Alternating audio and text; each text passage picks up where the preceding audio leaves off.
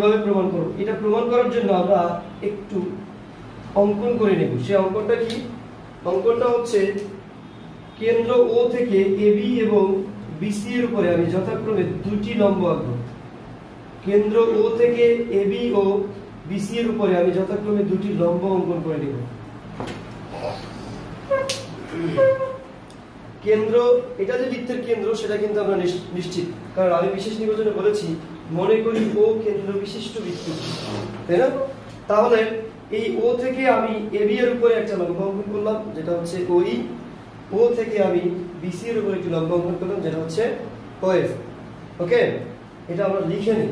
এবং আরেকটা কাজ করতে হবে, সেটা হচ্ছে বি কমা ও যোগ করতে হবে। কি যোগ করতে হবে? বি কমা ও যোগ করতে হবে। এটা আরো বিভিন্ন ভাবে প্রমাণ করা যায়, তবে এটা হচ্ছে আমার কাছে মনে হয় সর্বোত্তম ওয়ে। বুঝতে পারছো? তাহলে আমরা কি বলতে পারি? ও থেকে, সবই বুঝতে পারছো? ও থেকে এবি ও বিসি বলি প্রমাণে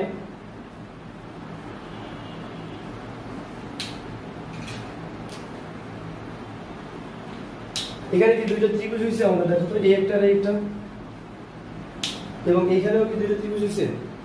এই দুইটা ত্রিভুজকে সর্বসম দেখানো যায়? এই দুইটা ত্রিভুজকে সর্বসম দেখানো যায়?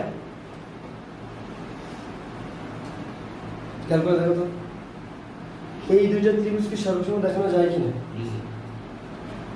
দেখানো গেলে আমরা কি কি বলতে পারি? ধাপ নাম্বার 1 এ ত্রিভুজ ও ই এ ও ত্রিভুজ ও ই বি, বলো কি কি সমান আছে? স্যার ও এ আর ও বি একই বৃত্তের ব্যাসার্ধ।